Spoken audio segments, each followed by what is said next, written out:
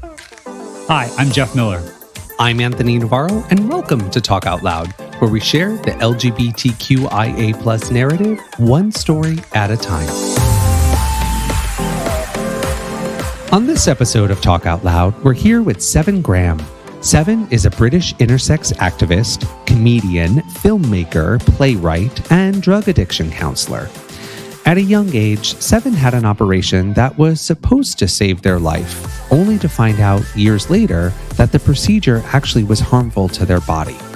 Discovering that they were an intersex person, Seven has now taken their pain and turned it into gold, helping expand care, visibility, and understanding for intersex people. Let's hear Seven's story.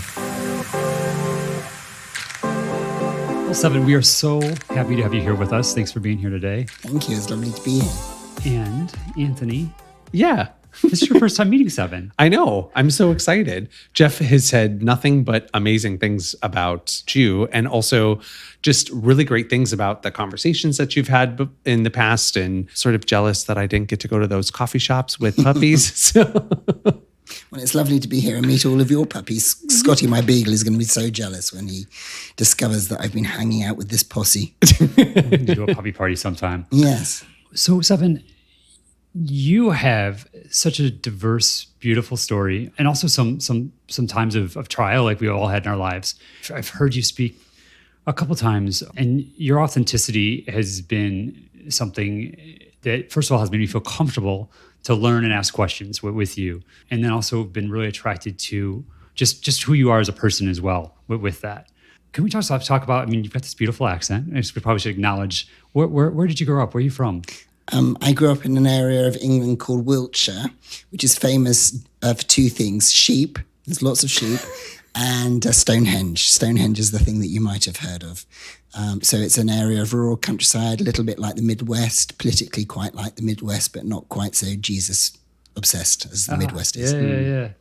Yeah, they would probably say that we have the accents if I were to go there today as well. But, yes. I could try an American accent, but I think you'd not like it very much. So you grew up in England, and what was, childhood, what was that like? In many ways, very happy. I grew up in a family with a strong matriarchy. I had a wonderful mother, grandmother, great-grandmother who are all very powerful, very inspiring figures in their own ways. Very strong father as well. My father was a policeman and then a salesman and then an artist. He was a talented painter, very creative, but quite a complex human being. Obviously, quite a strange mixture of things. I certainly got my stand-up comedy gene from him. He used to think he was very funny and do impromptu stand-up and improv on the streets. Now looking back on it, I think I probably would find it hilarious, but as a child it was mortifying, some of the stuff that he got up to.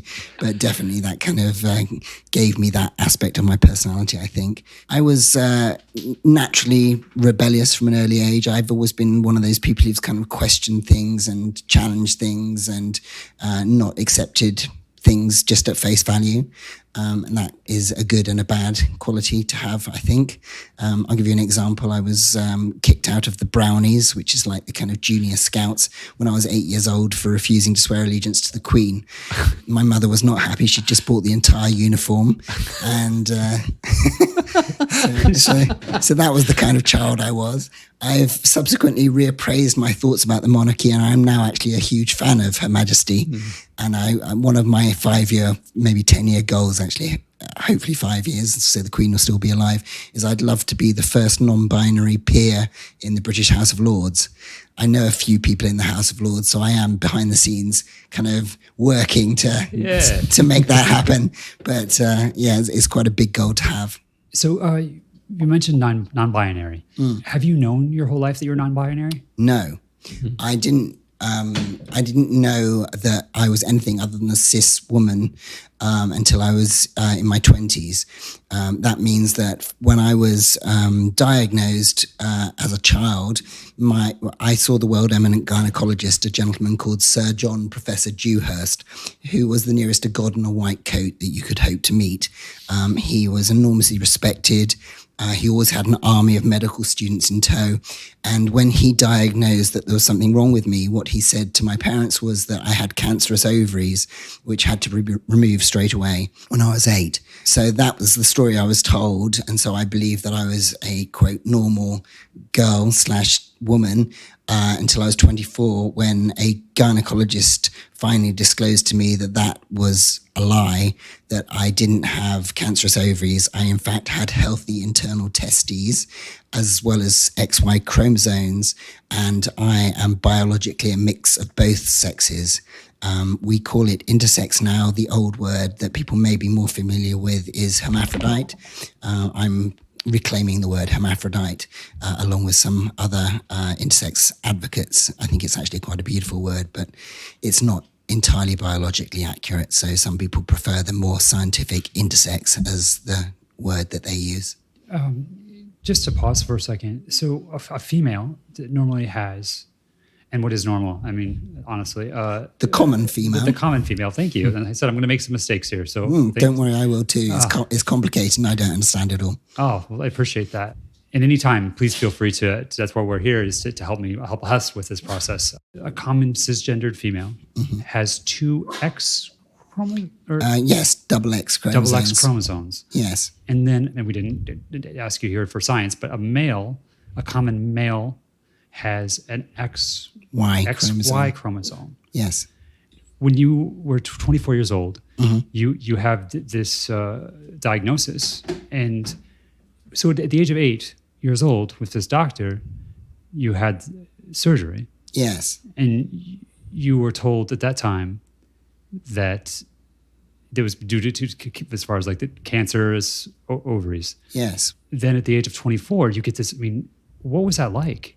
Well, first off, that story, which is actually quite a common story, that they quite a common lie, was enormously destructive to my mental well-being, because as far as my parents and I were concerned, I dodged the bullet of cancer. And so that kind of introduced the idea that the Grim Reaper was stalking me. And I kind of had this sense that I should have died as a teenager. So that was a very destructive story for me. And it meant that I've had a lot of anxiety about medical things from that point on. Yes, and thought that I should have died as a teenager. And it kind of very much fueled my addiction in terms of thinking that, I'd outstayed my kind of welcome on earth, because the doctor made it very clear, you're very, very lucky we've diagnosed this. It doesn't often get diagnosed. You're incredibly rare, but we're going to get these ovaries out and you're going to be fine. Almost manipulative. Yes, it was. Yeah. So that story in itself was damaging. But then when I was 24, as you say, and I found out the truth, there was huge betrayal, because I'd loved my doctor and I thought he was my savior. And he'd actually lied to me and my parents. My parents didn't give informed consent for that surgery because he'd lied to them about what was going on. And then to discover that the tissue that they took out of me was actually perfectly healthy testes, internal testes, which would have produced hormones naturally, and I would have been perfectly fine. The chance of those internal testes becoming cancerous is around the same as the chance of a girl's breast becoming cancerous. So automatically removing them would be like removing all teenage girls' breasts, because one day they might get breast cancer. Of course, we wouldn't do that. That's an horrendous proposition. And because they did that surgery on me, I was put on estrogen replacement therapy when I was 12 years old. They had no scientific evidence base of how safe or unsafe that was. So at various points in my life, I've had to face the fear of having breast cancer. I've had to have a lot of, bone density scans because they put me at risk of having bone density problems. I've got friends in their 30s who have osteoporosis as a consequence of the same surgery. And then as it transpired, when I was in my late 40s, my body completely rejected estrogen and I started becoming physically disabled. I thought I was going to end up in a wheelchair because my body basically was washing the estrogen out of my system. And it took me 6 months to go to the doctors because I had such fear of medical environments and doctors. I finally made it to the LA LGBT Center, and they did blood tests and everything and found out that I had the hormone profile of somebody in their kind of latter years, and they said to me, why don't we try you on testosterone, because that's what your body would have made. Within days of that first testosterone shot, I suddenly felt like I was finally running on the right fuel, and that it made me realize that my whole life I'd been being kind of given the wrong hormone, and it had made me, all my life I struggled with my weight. I'd carried excess weight all my life. I'd been struggled with depression and anxiety and lots of symptoms, which are symptoms of, not having the right hormones. And you said, being sentenced to a wheelchair at the age of 41. Seeing you today, I mean, you rode your bicycle today. I mean, I know.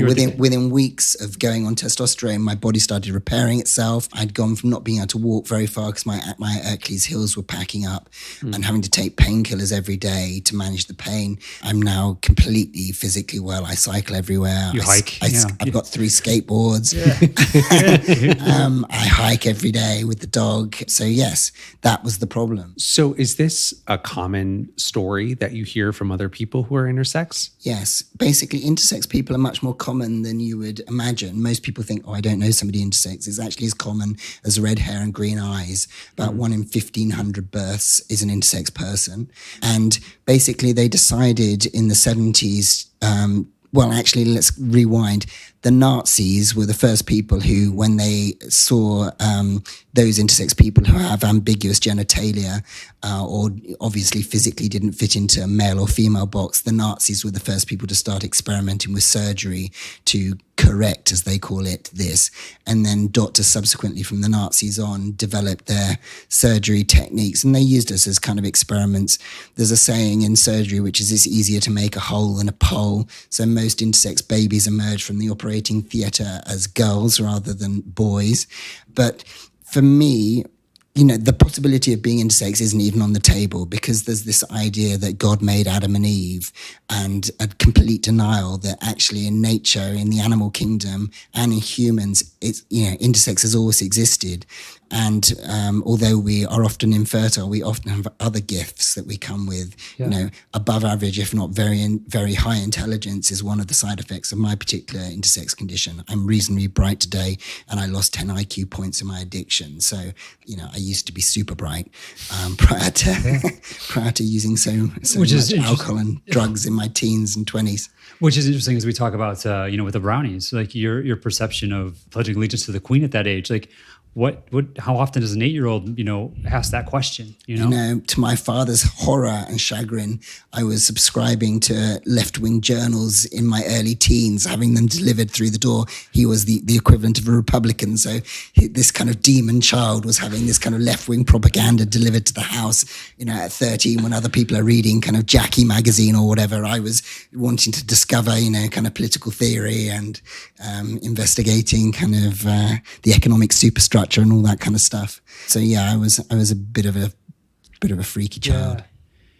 The more and more that I gotten to know more people and had conversations like this, the more I realize is like that we all have a place in this world, and what we all can accomplish together. It kind of reminds me of like a Marvel Universe movie where Absolutely. Where we have all of these wonderful powers, and if we can all come together, what we can accomplish, like a dream team.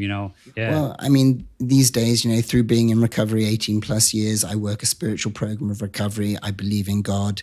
I call my God other things other than God usually, but I'm comfortable with the word God, and I see that creation is enormously complex and diverse, and that's what makes the world so beautiful. And as you say, we're all part of the team. And one of the things that sickens me now is that before we've even bothered to do the science to discover what makes an intersex person with androgen insensitivity syndrome more intelligent than average, or what makes us age more slowly, and you'd think that people would want to do the science to discover how it is that our skin ages more slowly. That would be, a $1 billion discovery if they could work out why we age more slowly. Yeah. But before they're even bothering to do that, they're giving parents the chance to abort us as disorders of sexual development. Because we are seen as flawed and less than. So, of course, every parent wants to have a boy or a girl. We have these awful gender reveal parties so that everybody can celebrate whether it's going to be a boy or a girl, and nobody wants to have a child that is intersex. What's intersex? People don't know. And that's why I'm in Hollywood working with River Gallo, another intersex person. to start getting intersex stories told, because until everybody in the world knows that intersex people exist and that we're normal and natural and it's completely fine to have an intersex baby, we can grow up happy and healthy and we don't need surgery in nearly all cases. Until everybody knows that, doctors are going to keep forcing the surgery upon parents when they're very vulnerable. So what could people who are maybe within the community or people who know intersex people or know what to do, what are some things that, like, people like Jeff and I, what can we do to help enlighten and educate other people? Well, the first thing I would say is please just educate yourselves. You know, we've all got Google now. Just go online and educate yourself what intersex is. There are at least 10 common intersex conditions, but you know, there's a lot you can learn and teach yourself quite quickly. There's a wonderful intersex advocacy organization called Interact, which works with a lot of lovely young people. Go and have a look at their social media, and go and have a look at our film Ponyboy, PONYBOI, and just kind of get interested in what intersex is. In terms of the community, one of the things which I really ask everybody involved in campaigning for our human rights, please add the I to LGBTQI+, because we are invisible at the moment, and it's really important to us to feel that visibility and to see that visibility and to know that people know who we are. I find that it's really common, even with educated, intelligent, liberal people, they don't know what intersex is, and that's nobody's fault. It's been a deliberate policy to scientifically erase us and to not talk about us. You know, it's been a conspiracy to eradicate us, and, you know, to call us disorders of sexual development, so to pathologize us. So please, everybody, recognize that this has been done to us historically and help us to change this narrative as quickly as possible. You know, ask program makers, networks, why it is, like even Netflix. If you search on Netflix for intersex content, there isn't any. None. Same with Amazon. You know, there's very little out there currently, and we really need to get intersex stories told. Yeah. So, and we need famous intersex people. You know, River is probably going to be the world's first global intersex star. We're making the feature at the moment, or fundraising to make the feature at the moment. And River is an incredibly talented actor, writer, and director, and we desperately need to have recognizable intersex people as part of our community. Right. We've seen this happen with the trans community. Laverne Cox, bless her heart, and the other amazing trans activists have really altered things globally, so that people now, when they think of trans, they know 2 or 3 people at least, but they think, oh, like that person. They seem familiar. Yeah, they seem familiar. They seem like, and so consequently, many more trans people are coming out and embracing who they are. And it's not that suddenly trans has exploded. It's just that trans people are now feeling confident, or more confident, to take the risk of disclosing that they're trans. And thank goodness for that. Yeah. Right. Well, and thank goodness for both you and River. I honestly want to thank you because we have so benefited from your work. Anthony and I arrived in LA for the first time a year ago for this project that we were working on, and we just by chance were able to be at the Fusion Shorts Night and for the Outfest Film Festival, and it was a premiere, I believe, for Ponyboy, and we were just it. For anyone, and Ponyboy is available. We're going to have some links online to be able to be viewed. This movie that you and River Gallo was a writer, and River's the writer, co-director with Sade Clack and Joseph, an amazingly talented young person of color director, and River's the lead actor as well. And you as well. You executive produced. Executive producer, and I brought on board the other British producers. So Stephen Fry is my co-producer, and Emma Thompson, Academy-winning Emma Thompson, came on board as a co-producer, which we're very grateful that she gave us her support and money. They both put their hands in their pockets and helped us make the short. The short was $75,000, and we couldn't have made it without them. And now we're in the early stages of trying to raise the $2 million to make the feature. So that's for the future. So the short is what we saw at Fusion. Yes, and that's now on YouTube, so you can post a link so everybody can have a look at the short. And just to be honest and transparent, when Anthony, if you want to speak to this a little bit more. Yeah. So when Jeff and I saw the movie, we knew that we were working on creating Talk Out Loud. We knew that in the tagline of what this series is, we had to include the I. it was so important that we included it, because we know from like what you were saying earlier about with like the trans community, is that we have to continuously embrace the people within the community, but then it's also, we have to give them a voice. We have to give them a place. You have to acknowledge it. You can't just leave it out, because then you're left out. Then you don't exist, and then there's no way for us to showcase, people like how the trans community has, and I think it also goes back to, what you said earlier, how important it is to get representation of all of us in those writing rooms, in those production rooms, on screen, because I think, what I've come to understand, especially the power of production, the power of television and movies, is that when we create those films or those shows, we can start to see other characters that are different than us. And when we start to see those characters that are different from us, and we start to like those characters, and we go back to that TV show every week, and we want to see what happens in their lives and what's going on, it slowly breaks down barriers. It slowly creates a way for people to connect and then say, oh, well, I know someone who's this. It happened. I mean, it's happened in our lifetime. It happened with, you can point to Will and Grace for, gay men, the L Word for lesbians. And I feel like now there's like a handful of, shows with trans characters. So it's just important that it's not left out. Well, and I think that to what you're saying as well is that trans people, intersex people have been around since forever. We've all been together the whole time. Yeah. And we actually used to deal with this much better. When how I came to changing my name and my pronouns and becoming non-binary and becoming also transmasculine, my gender now is intersex, non-binary, transmasculine. And how I got to that place of realizing that's who I am was I wrote a play called Angels Are Intersex. And in the course of writing that play, I went to interview Rabbi Michelle at the Temple of Israel to hear about Judaism and how intersex is thought about in Judaism.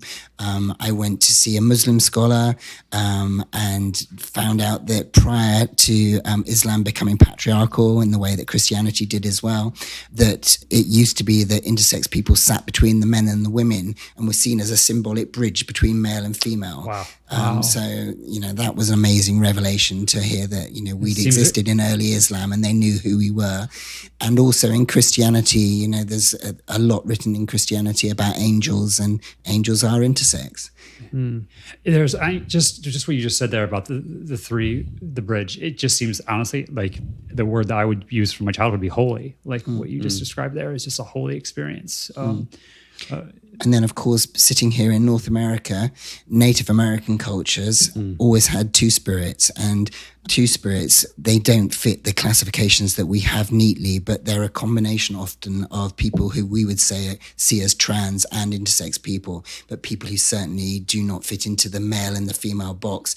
And they were seen as the best warriors and the best healers because they didn't fit into those boxes. The best shaman were seen as intersex and trans people because they were not constrained by the kind of blinkers of identifying as just male or female, but were able to embody more the truth of our being, as I see it, and many people do, which is that we are spirits having a physical experience, and that actually the human spirit is what's much more important than a person's genitals or what people look like. Right. It's what is their nature, what is their character, what does their heart drive them to do, how do they behave, what do they love, who do they love, and how do they carry themselves in the world.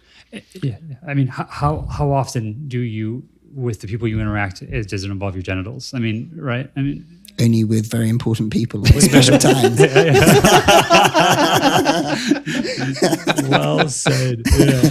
I just feel so privileged to be sitting here with you right now and having this conversation. I'm kind of on the edge of my seat because just how important I believe your work is that you've been doing. And honestly, just I haven't known you that long, but just like you're just such a loving, just amazing. Like when I leave after being around you, I feel like I'm a better version of myself. And every now and then you meet somebody like that. So thank you for all you are and who you are and who you are becoming as well too. Thank you. and sharing with us. Well, I'm enormously lucky and privileged that I live in Los Angeles, and I've had access to incredible healthcare through the LA LGBT Center. And I've also, as a privileged white person, had access to great therapists for my addictions. I was able to go to rehab for 9 months in 2001. I've got a supportive family and loving friends. So I'm very aware that I get to be this person today to be able to speak about these issues and to still be alive. I mean, there have been times where I had 2 suicide attempts when I was 14. I've had very suicidal periods in my life. I nearly killed myself through my addiction, but I didn't. I'm still here and I'm able to speak about this because of all of that privilege. And, River and I are doing this until other people can. We know there are many millions of intersex people around the world, and young intersex people are breaking through on social media and places like Instagram and TikTok, and they're, incredible, brave young people, and they will be the people who really move this forward. But we're the ones who are able to, well, I'm River's young still. I'm 51, so I'm becoming an elder, shall we say, and I'm able to kind of speak in this way because of all of that love and support that I've had up to this point. I'd like to speak to that love that you've had. You got sober when you were in 2001. Mm-hmm. I was 32. And I'd started drinking when I was 12 and other drugs when I was 14. So I had a 20-year addiction career by the time I rock bottomed in 2001. Was there anything in 2001 that, was there a moment of grace or something that happened? My father died. Yeah, my father died. His cancer came back for the second time.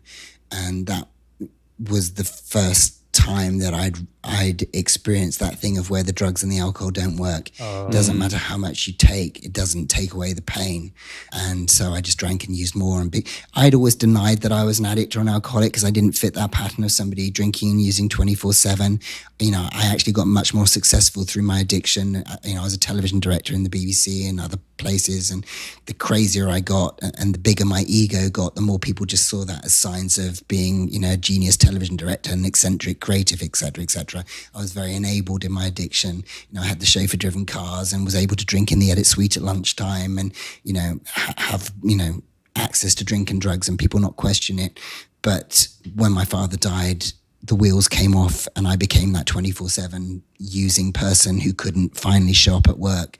And for me, I was a work addict. So I always had that thing, well, as long as I'm showing up at work and making great television and people think my ideas and my television programs are great, then I can't be an addict because I've got a lovely house and I earn a lot of money and I'm functioning. But I couldn't function in my grief. And so I ended up in rehab. And thank goodness I did, because I would have ended up dying from my addiction if I hadn't have gone to rehab at that point. Yeah. Yeah. I'm sorry for the loss of your father. That's losing a lot. Anthony, you've lost a parent. I have not, so I can't speak to that, honestly. Nothing prepares you for the loss of a parent. No. Nothing will numb it. Even if you hate your parent, as a therapist, I've worked with many people who've experienced that trauma of losing a parent. And it doesn't matter at what point it happens and what your relationship with them is like. It is life-changing. Yeah. It is. Yeah. It's just, you're never prepared for it. You can never be ready for that. And I know, like with my mom, I was 21 and I'm almost at a point where I've lived, half of my life without her. And it's an interesting phenomenon because we all go through it. But there's really just no way to describe what it does. I do know this is that when it first happened for me, I know that I was able to, it felt like that massive pain was never going to go away. Mm-hmm. And someone said to me the day that we buried my mom, she said, the pain will never go away completely, but every day it's going to get easier to live with or to cope with. Yes. And I've always felt that's definitely true.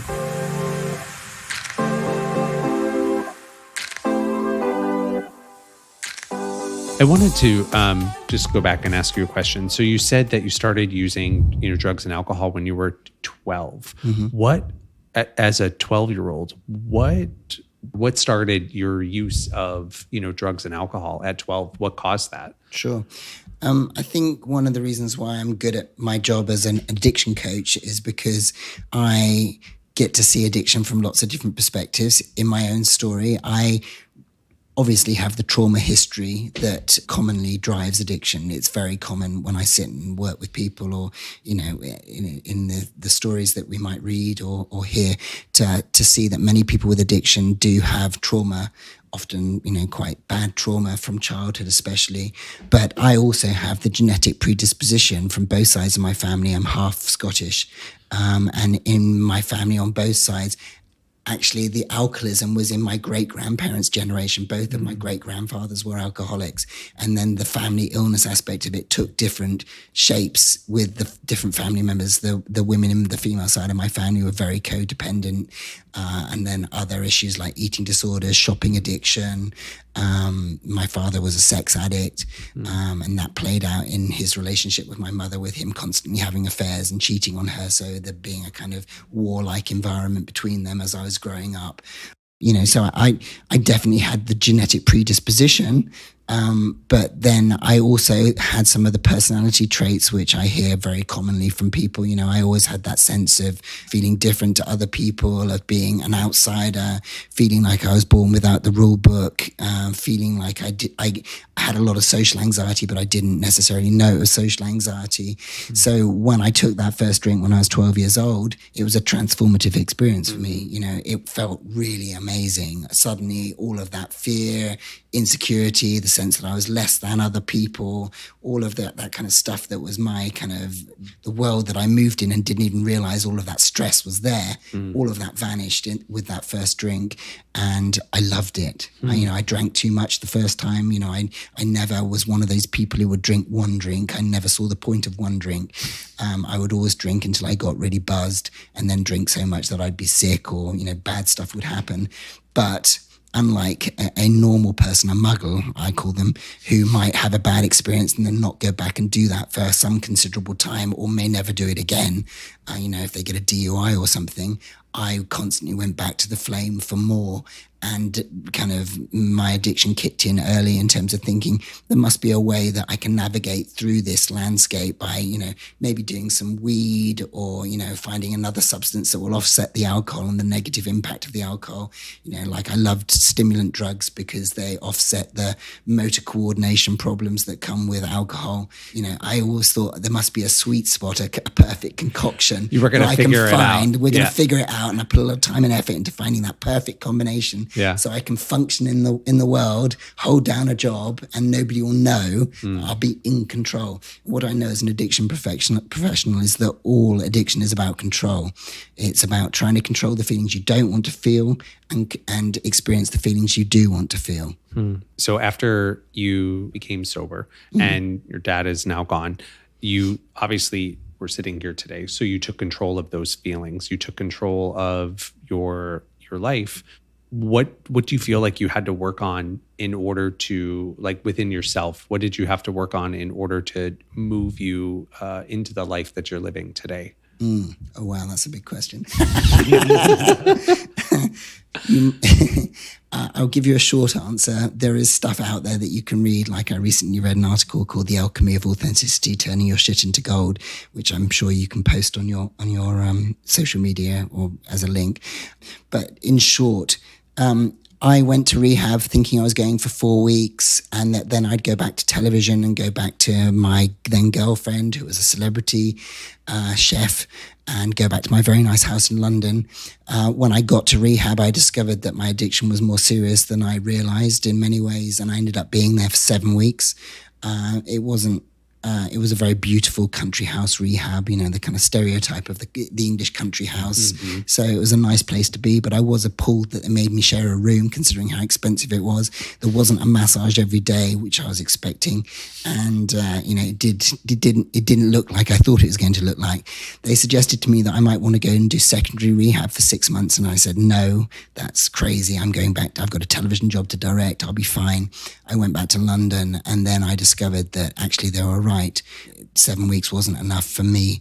and I had to go back and do more rehab. What I did in that 6 months was I had to really look at my relationships. I realized that love addiction is very much part of my profile, that I'd always been in a relationship through my 20s, that people can be as addictive as drugs, unhealthy relationships can be as addictive as drugs, and putting down an unhealthy relationship can be more challenging than putting down drink and drugs. Relationships can be really, really addictive. So it took me 6 months of secondary rehab to leave that girlfriend and to recognize that I needed a real period on my own to really look at my issues, my abandonment trauma issues from my childhood, to start that process of looking at the medical trauma issues. But, it's been a very long, slow healing process for me. I ended up not going back to television. I ended up training to become an addiction therapist. I didn't want to do that because my grandiosity wanted me to go back to television to win the BAFTA awards that I hadn't won, that I thought I should have done.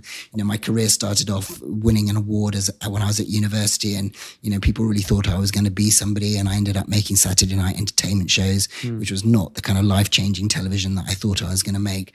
But in recovery, I discovered that it was pointed out to me that I had an aptitude for doing therapeutic work, but I didn't want to do it because A, the money wasn't very good, and B, it's not very glamorous being a therapist, so I didn't want to do that. But I followed the suggestions and doors flung open, and I ended up getting trained. An organization paid for me to do their addiction counseling diploma, and then I discovered that I actually really love doing that work. I especially love working with family members.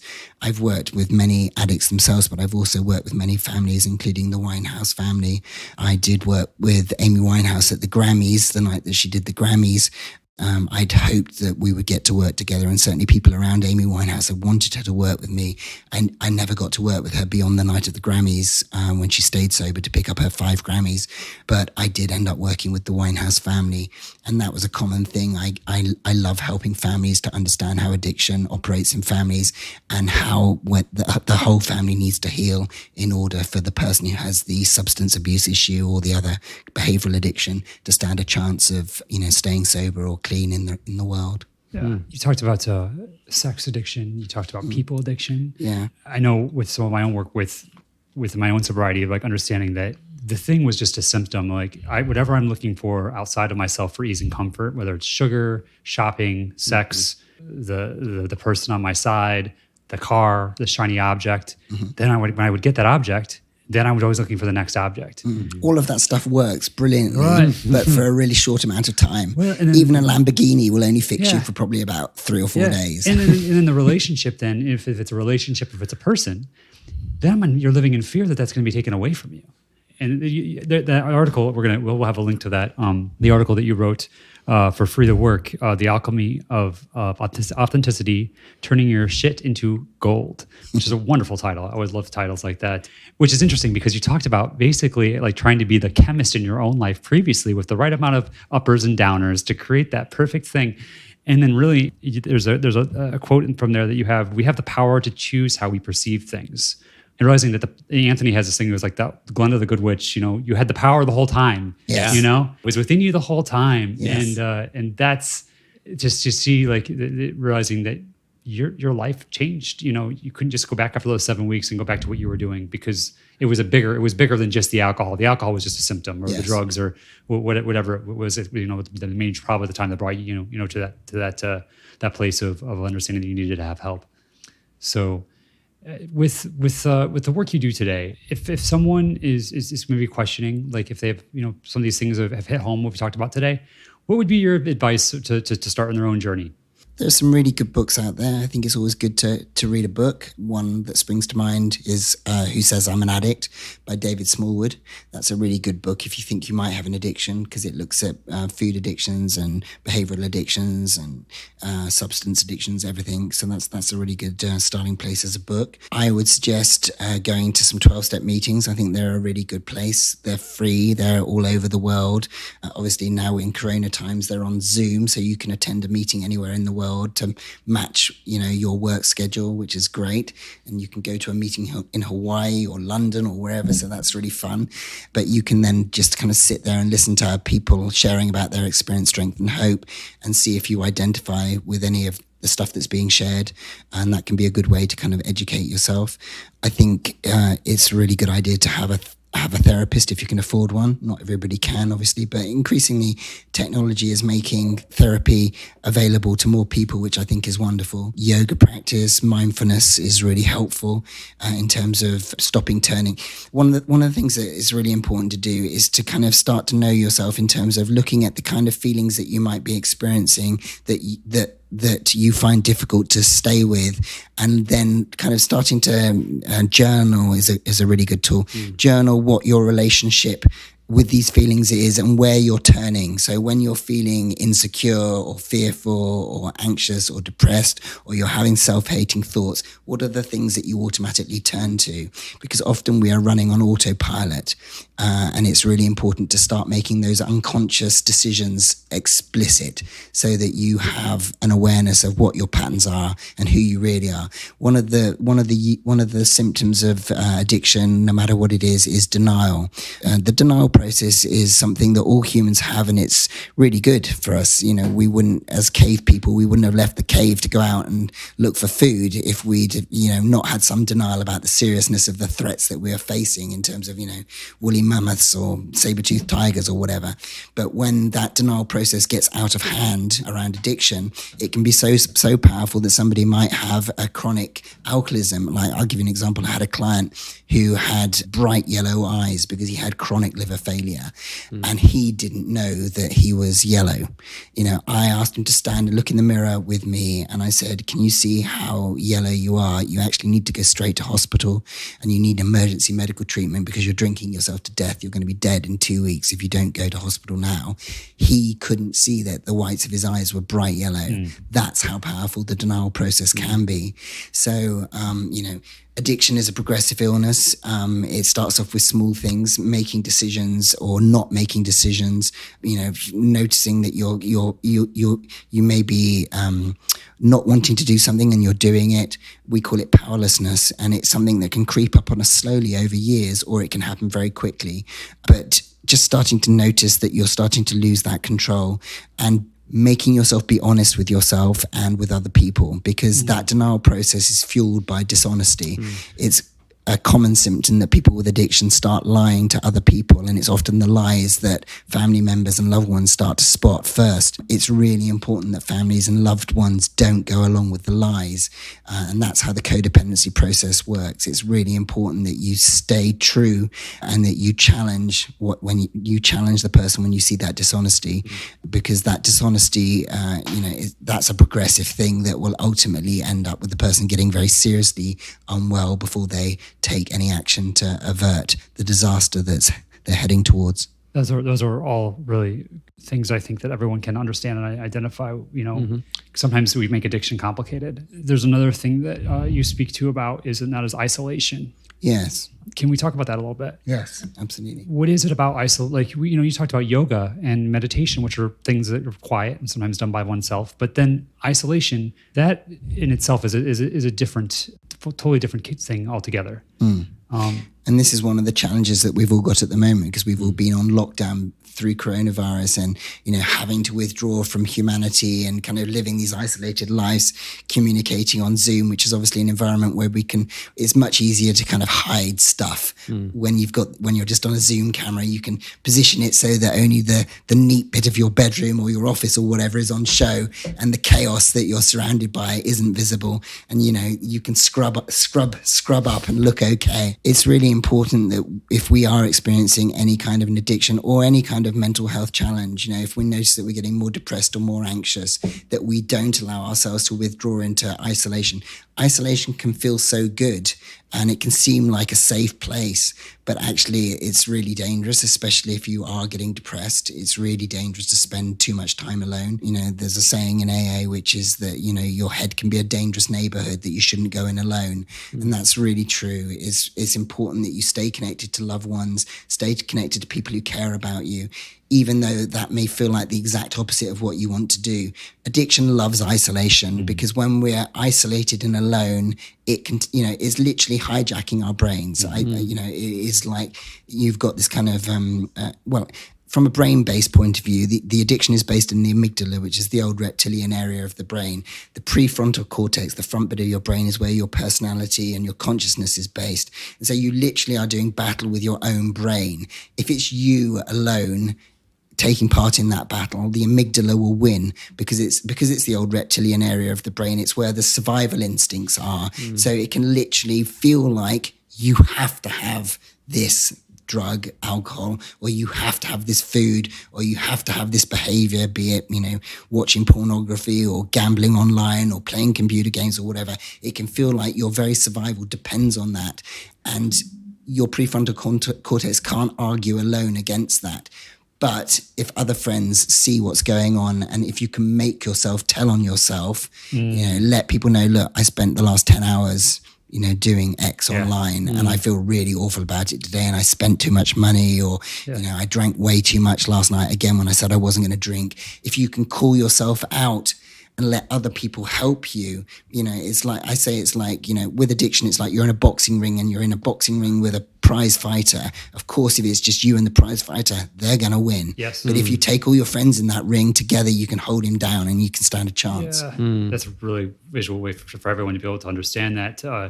I've heard you say also before that a problem shared is a problem halved. Yeah. And then so the more people I share it to, the more pieces I get to give away. Absolutely, yeah. Back to that boxing ring you were referring to there. It's also really important for shame, because I think in any addiction and in a lot of mental health conditions, people feel really ashamed.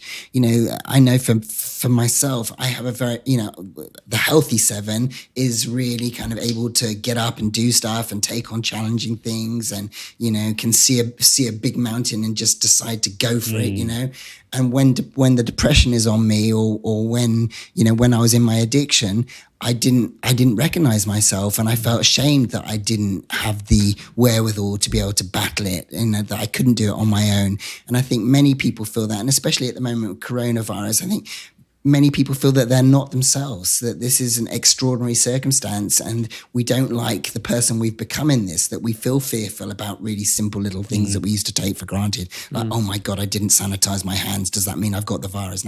That level of stuff can be really disabling, mentally, can really be in fear and in the fight or flight, part of ourselves, which, is very damaging to the immune system and damaging to the body in general. So it's really important to connect, to breathe, to eat those 3 meals a day, to get enough sleep, to let ourselves watch soothing programs and listen to nice music and do meditation apps and not listen to too much news, detox the mind. If you're feeling anxious, do not expose yourself to more things that are going to make you more anxious, and give yourself a break. We're so hard on ourselves. We have such high expectations of ourselves, and we're comparing ourselves constantly to the people who are the best in the world at everything, because of social media and all of the tools that we have, which are such blessings in many ways.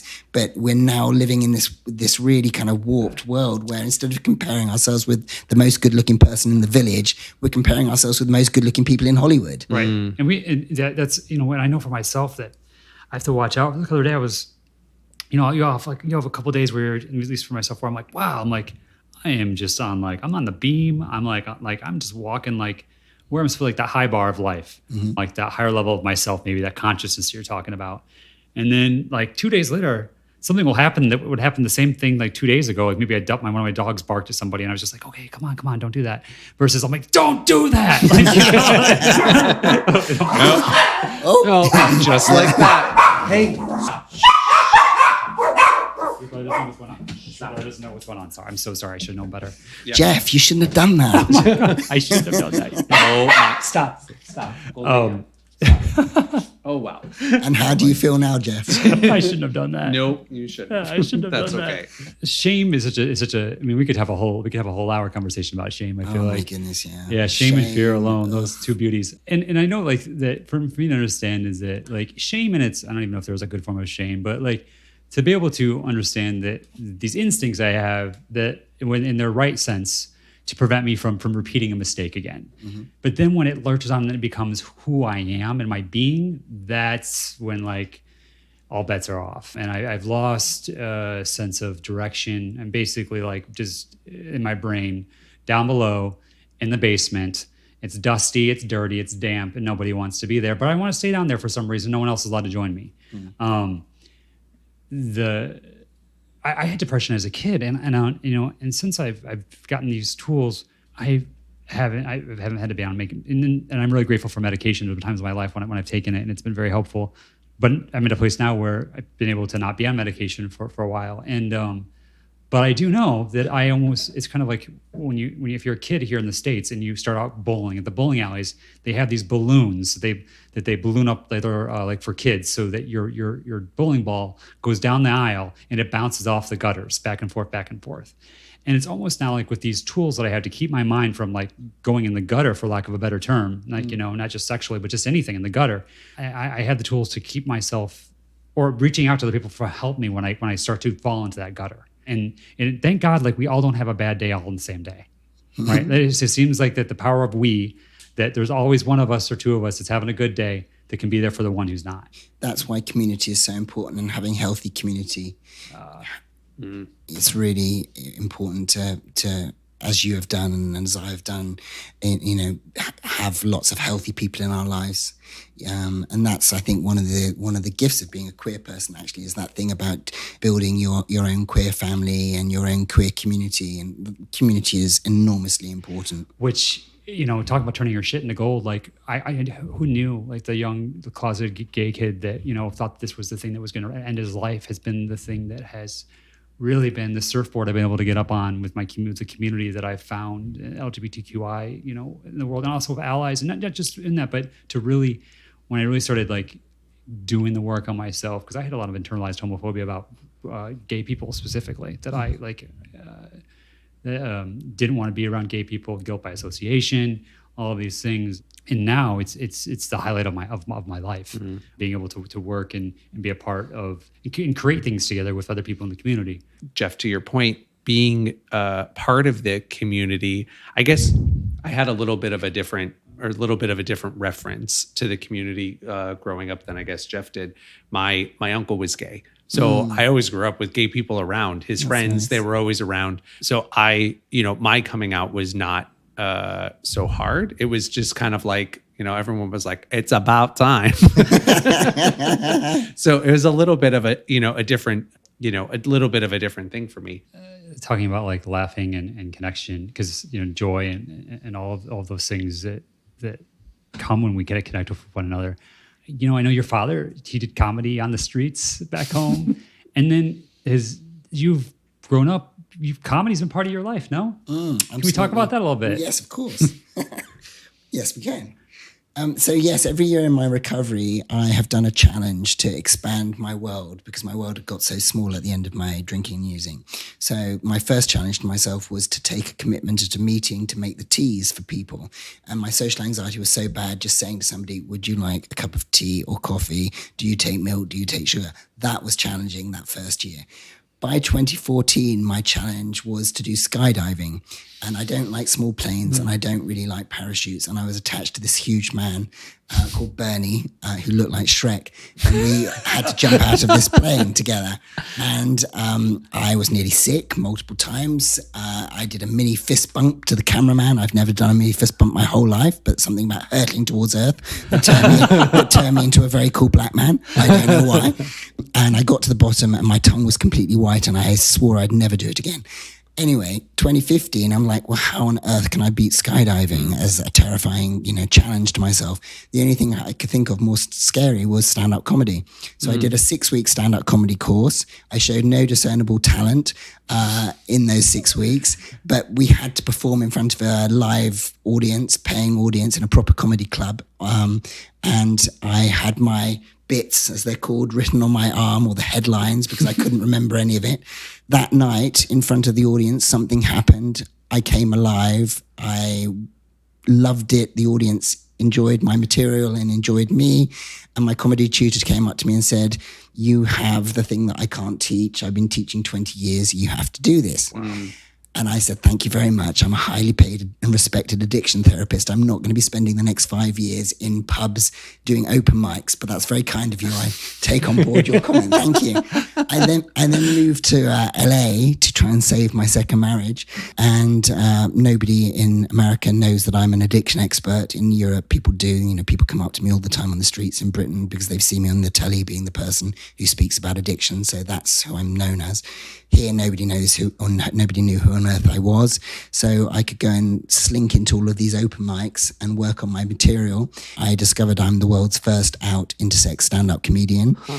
And so, I've been working on that since I've been here.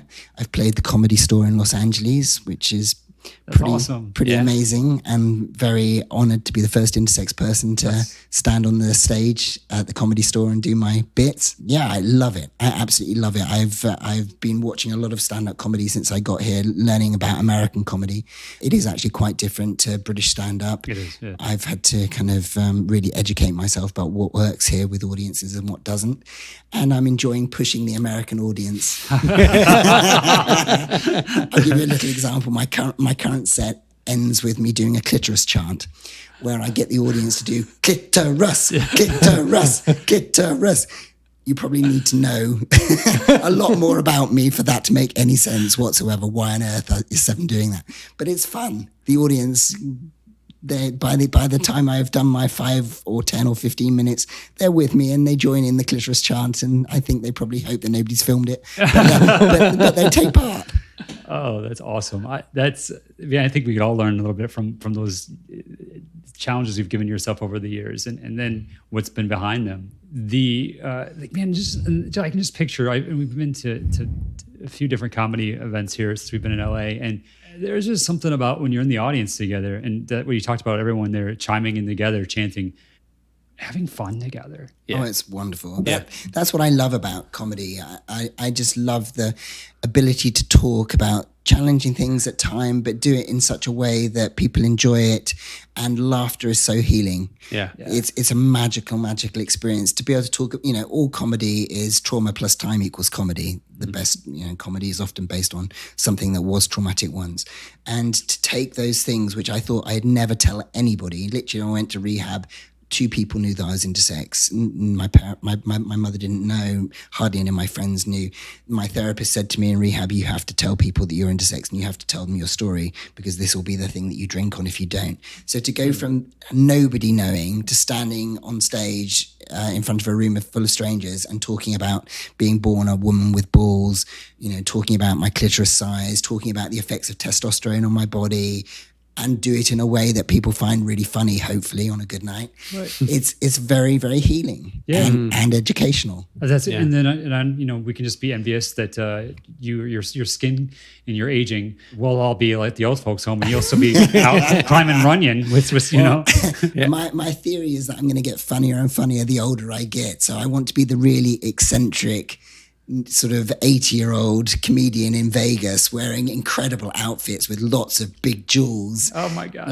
Saying the stuff that no old person is supposed to say. Right. That's my vision for how I'm going to spend my 80s.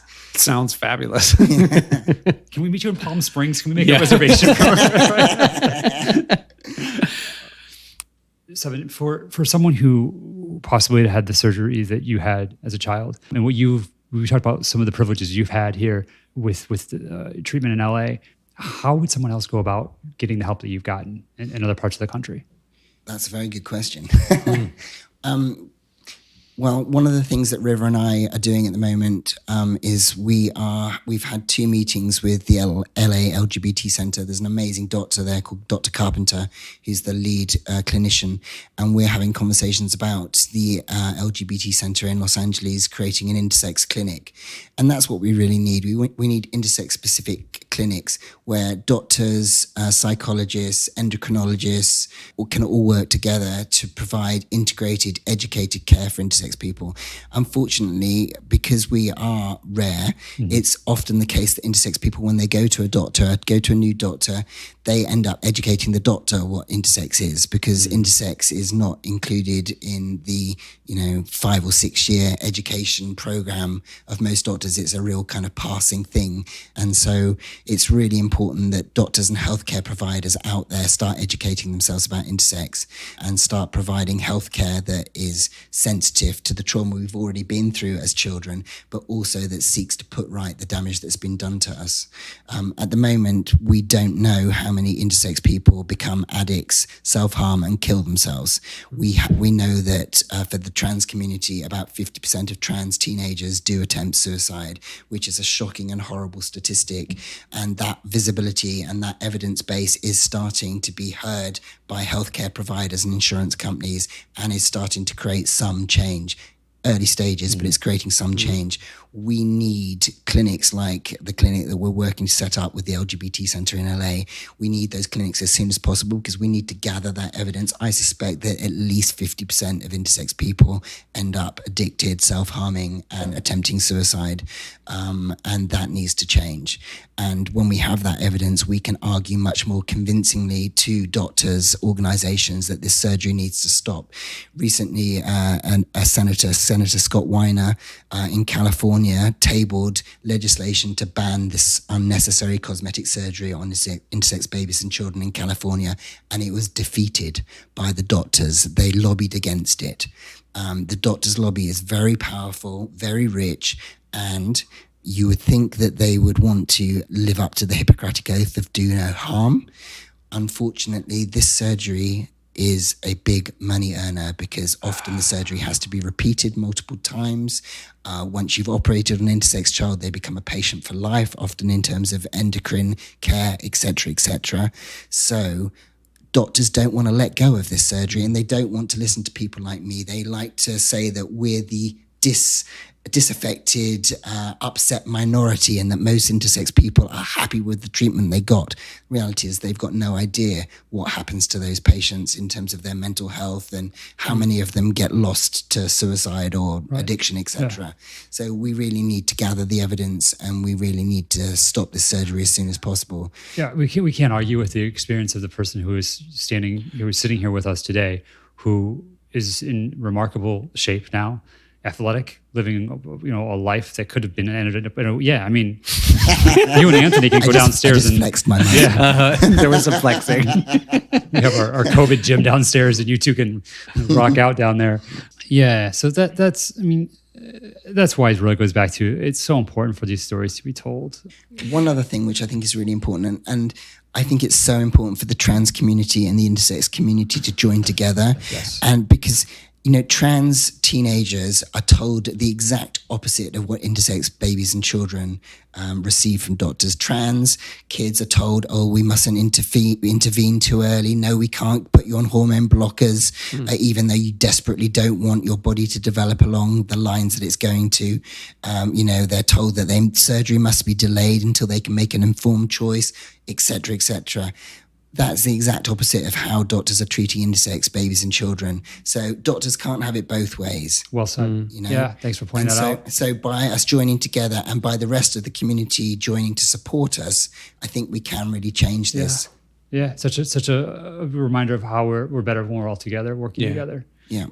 I'm excited for, and I'm so glad that we've had this conversation today, and we didn't wait longer, that it worked out to have this conversation with you today, because I feel like just the gift of the knowledge that we've gained from you today with other people who you're talking to and interacting with, I feel like that this is only just a beginning.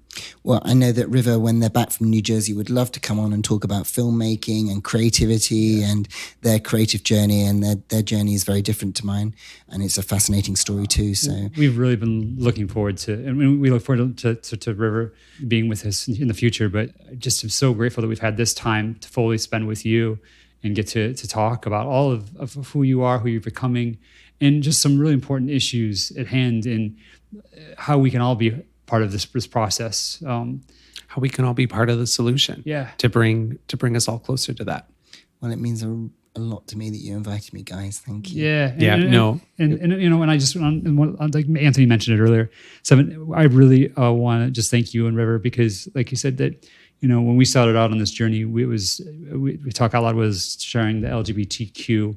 That's by chance of being a pony boy and having that experience was life-changing. It was life-changing. It was for us, it was opening our eyes to how important it is that everyone is accounted for and everyone is spoken for, because that's when we start to do that. That's when we really start creating the change that we need.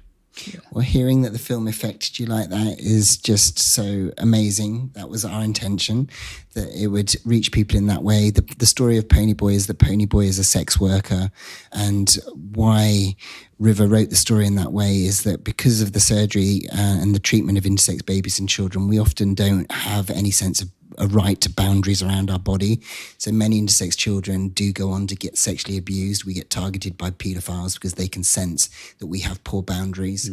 And, we do end up in sex work and in, sexually exploitative, abusive relationships because our self-worth is so low. So to hear that you responded to the story in that way, thank you. And that gives me more motivation to get the feature made as soon as possible. Yeah. Well, putting my executive producer hat on just for a moment, I think that this is going to be the world's first intersex movie, feature movie. The script is brilliant. I read a lot of scripts. This is a standout script. It's Sopranos meets Euphoria. It's really fun. I think it's going to be a mainstream film, not just a niche kind of film that the community will enjoy, although the community will love it. There's some amazing characters in it. Stephen Fry is signed up to be in it. Stephen and Emma will be co-producing, and I think that this film has the real opportunity to not just make money back, but for investors to make a lot of money. There's a real interest in this story now, and I think it could win awards if we have the right level of funding to make it as beautiful as it could be. Yeah, and to give it the full creative process that it deserves. Yes. Yeah, it's something that we're Anthony and I would love to help be part of and be behind as well too. So for sure. Yeah, keep us all informed, and we'll continue to inform others as well too. Thank you, guys. Yeah, Seven, it has been such a pleasure to have you here, and I'm really grateful the opportunity to introduce you virtually, through this podcast to a lot of other people in the world. So thank you so much. Thank you. Can't express our thanks enough for you being here with us. Well, it's really lovely to meet you both. Seven's work continues to be more important than ever, as we need to continue to bring awareness and understanding to the intersex community. Please make sure you visit our website under Seven's profile page to view links of Seven's work and to watch Ponyboy. Thanks for listening to this episode of Talk Out Loud. If you're enjoying the show, please subscribe, rate us, and share with a friend.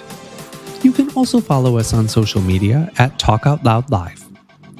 If you or someone you know has an inspirational story and a member of the LGBTQIA+ community, we'd love to hear from you. You can reach out to us on our website at www.talkoutloudlive.com. You can also get your official Talk Out Loud gear in our online store. Thanks again for listening, and remember to be true, be you, and to talk out loud.